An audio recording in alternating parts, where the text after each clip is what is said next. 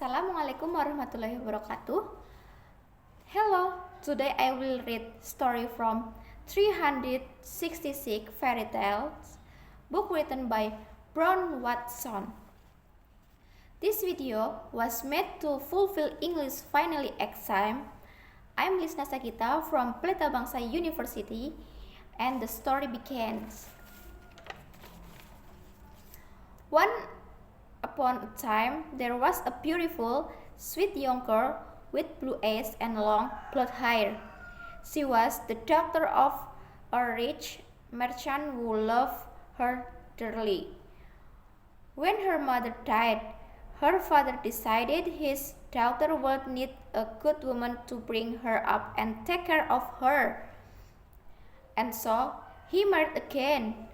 Unfortunately, the stepmother turned out to be greedy and selfish, and her two daughters, the stepsister of the beautiful young girl, were arrogant and ambitious.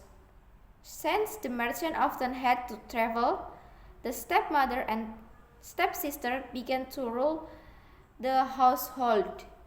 The young girl was forced always to dress in dark, dirty from dust and cinders, so much so that everyone soon began to call her Cinderella. One day, the son of the king, who wished to marry, invited all the young women in the kingdom to a great ball, so that he could meet them and choose a wife. In Cinderella's house, they began to make great preparation. Expensive clothes were purchased, different hairstyles were tried, and a selection was made of jewels to wear. Nothing made Cinderella, stepmother and stepsister happy, and she, as usual, served them without a word of complaint. She, too, had been invited to the ball, but her stepmother had refused to take her. At last, the long-awaited evening arrived. The stepsisters were transformed, each wearing a beautiful dress and covered in jewels. Cinderella felt so unhappy as she watched them depart. She too would have loved to go to the ball. She too would have loved to wear a silk dress. The poor girl couldn't hold back her sobs. She cried so much that the floor was bathed in her tears.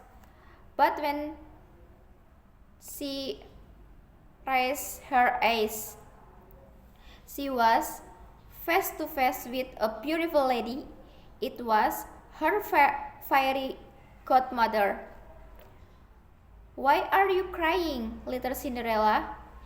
Do you too wish to go to the ball?" the lady asked her. "The ball is not place for me," replied Cinderella sadly. "Well, see about that. Bring me a pumpkin." With one touch of her magic wand, the lady changed the pumpkin into a splendid chariot. She changed 4 mice into horses and a couple of lizards into coachmen in livery. "Everything is ready," said her fairy godmother. "You may go to the ball, but dress like this," said Cinderella, pointing to her right. The fairy godmother said, "You are absolutely right," with a wave of her wand. The rug disappeared, and Cinderella found herself wearing a silk dress studded and gold, crystal slipper, and precious jewels. Only Cinderella's lovely face needed to change, for now she was happy and smiling. "Now get in and go," said the fairy godmother. "But remember, at the first stroke of midnight you must leave the ball. At that moment my spell will cease to work. The carriage will again become a pumpkin, the horses will be mice again, and the coachman will become lizard once more. And you will be the same Cinderella as before, dressed in rag." The ball was fabulous. Everyone admired the unknown princess and the prince incited and dancing with her all evening. Cinderella's heart overflowed with joy. Then the clock struck the first stroke of midnight. Cinderella did not lose a moment. Still smiling, she ran quickly away. The prince ran after her, but could not catch her. The only trace of her that her foot was a little crystal slipper that Cinderella had lost while running down the palace stairs. At the palace, the prince was desolate. He had to find the beautiful girl who was at the ball, the one who had lost her slipper. There was a royal announcement. All the young maidens in the kingdom were to try on the slipper, and the prince would marry the girl it fitted perfectly. The morning after, the court officials began their search, but not one young maiden managed to fit into the extraordinary slipper. Finally, the prince arrived at the merchant house, and the both of the stepsisters tried on the slipper, absolutely useless. It was so small and so delicate that they could not even get their toes into it. The prince, who was growing ever more sad and despondent, was about to leave when he noticed Cinderella, who was standing silently in the background. "And who are you?" he asked.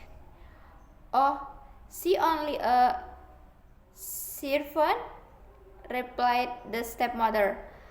But the prince looked into Cinderella's eyes and in great excitement commanded her to sit down before the Cumberland Sea extended 4 foot. The slipper was a perfect fit. Immediately, Cinderella was dressed as she was at the ball. The prince asked her to be his wife, and the marriage was celebrated that very day. It was a magnificent ceremony worthy of their great love.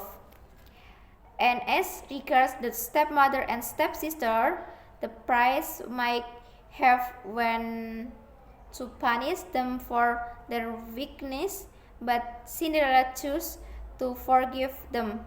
She invited them all to come and live with her at the royal palace, and soon after, the two stepsisters married two noble knights of the court. Her stepmother at last realized the error of her ways and became kind and gentle to everyone. So, the story finished with the most beautiful spell of all. They live happily ever after. Thank you for watching. Wassalamualaikum warahmatullahi wabarakatuh.